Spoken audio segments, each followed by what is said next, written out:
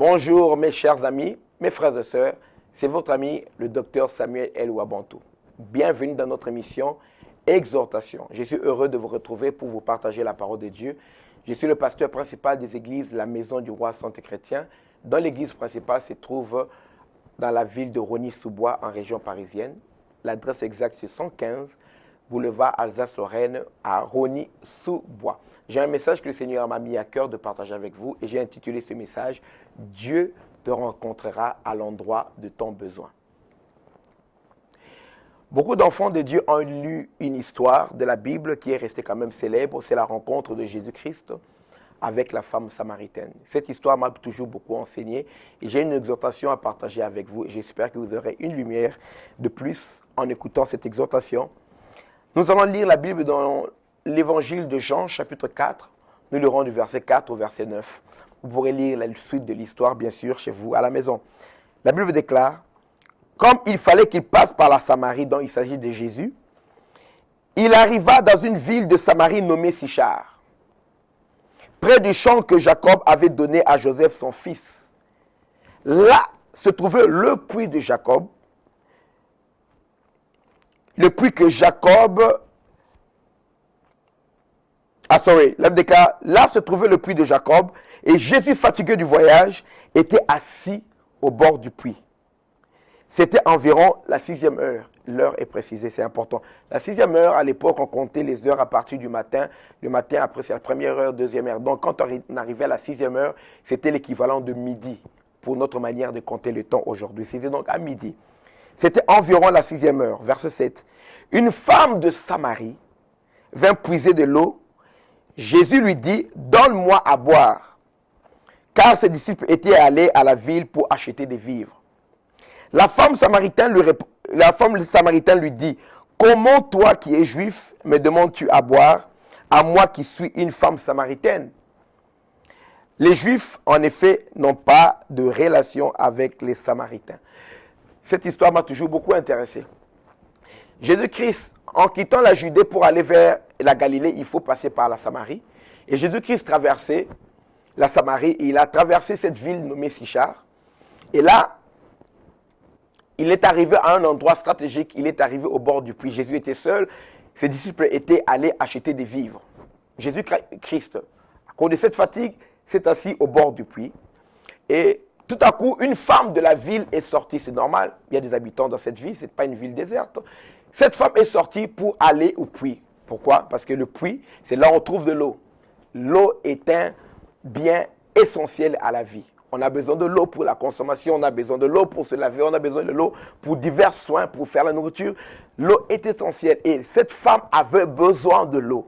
Et l'endroit où elle pouvait trouver de l'eau, c'était au bord du puits. Parce qu'il n'y avait pas de robinet dans chaque maison comme nous en avons aujourd'hui.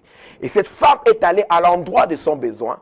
Surprise, elle y trouve un homme, mais elle ne connaissait pas l'identité de cet homme. Cet homme, ce n'est personne d'autre que Jésus-Christ, le Fils de Dieu, Dieu Emmanuel, Dieu parmi nous, Dieu qui visite l'humanité.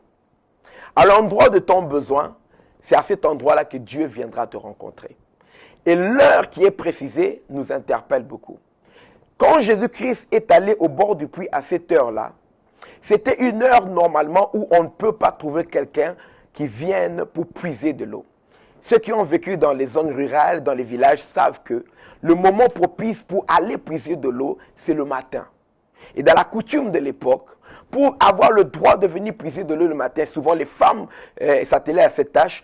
C'était les femmes mariées et les vierges, donc les femmes qui n'étaient pas encore mariées, qui avaient le droit de venir le matin. Et les femmes qui étaient de mauvaise vie, les prostituées et autres, n'avaient pas le droit de se mêler avec les femmes mariées, avec les vierges, pour venir puiser de l'eau. Peut-être de peur de leur influencer en mal ou bien de leur donner des mauvais conseils. C'était strictement interdit à ces genres de femmes de se mélanger avec les femmes nobles et les femmes mariées.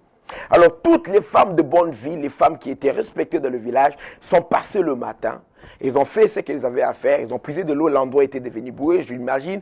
Et au moment où les personnes indignes pouvaient passer pour puiser de l'eau, le moment où cette femme était qualifiée par la société, au détriment bien sûr de son intérêt, parce qu'à midi il fait chaud et c'est difficile de porter une cruche d'eau quand il fait déjà chaud.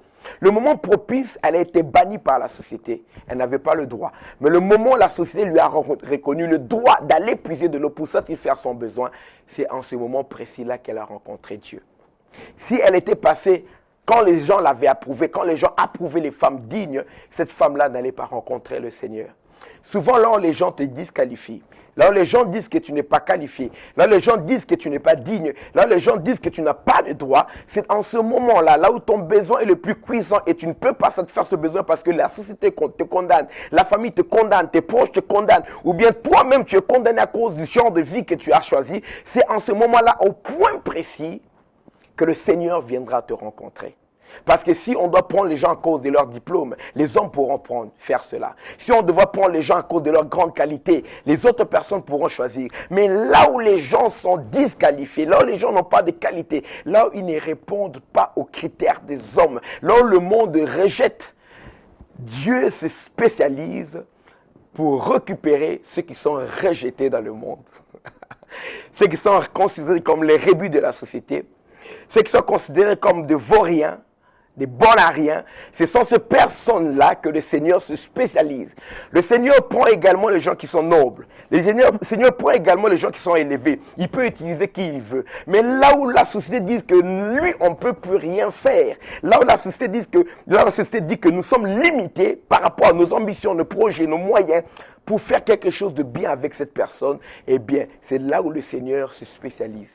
Caleb déclare que de la poussière, il retire l'indigent. Du fumier, il prend le pauvre.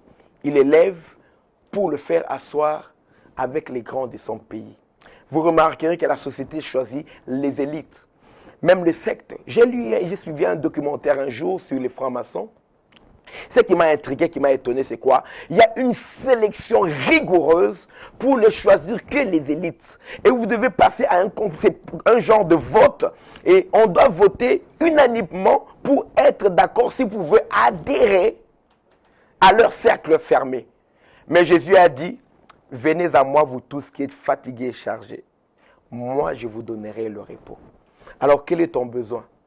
Tu as été rejeté par les hommes, rejeté par ta famille. Le Seigneur a dit, même si ton père, ta mère t'abandonné, moi je ne t'abandonnerai pas. Même si la société t'a déconsidéré, même si tu as été rejeté, tu as été considéré comme inapte, incapable, c'est toi spécialement qui fais l'objet de l'intérêt de Dieu. Dieu viendra te chercher à l'endroit de ton besoin. Lève tes yeux maintenant vers le Seigneur. Invoque le Seigneur Jésus-Christ pour ton besoin. Arrête d'accuser la société. Tu ne corresponds pas à leurs critères, tu n'as pas d'intérêt, mais tu as beaucoup d'intérêt aux yeux de Dieu parce que c'est lui qui t'a créé. Il sait de quoi tu es fait. Il sait quels sont les talents, quels sont les trésors qu'il a cachés en toi que le monde n'a pas su découvrir. Confie-toi en lui.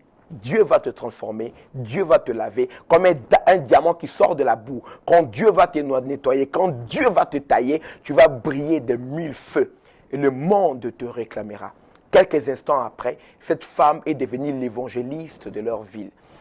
Les gens du village sont venus à Jésus à cause d'elle. Et là, déclare qu'ils ont cru à cause de la déclaration formelle de cette femme. Venez voir un homme qui m'a dit tout ce que je fais. Les gens ont eu accès au salut à cause de la personne que eux tous avaient rejetée. Quand cette personne a donné sa vie à Jésus, quand cette personne a cru au message de Jésus-Christ, il y avait une réticence au début à cause de l'histoire entre les deux peuples. Mais quand elle a prêté attention aux paroles de Jésus, la Bible déclare dans Romains 10, 17, la foi vient de ce qu'on entend et ce qu'on entend vient de la parole de Christ. Les paroles de Christ lui ont donné la foi que celui-là c'est le Messie. Elle a dit, venez voir, cet homme-là, je crois que c'est le Messie. Et à cause de cette foi en Christ, elle est devenue une personne utile et acceptée par la société. Elle a fait même déplacer tout son village, du village vers le puits pour aller écouter Jésus-Christ.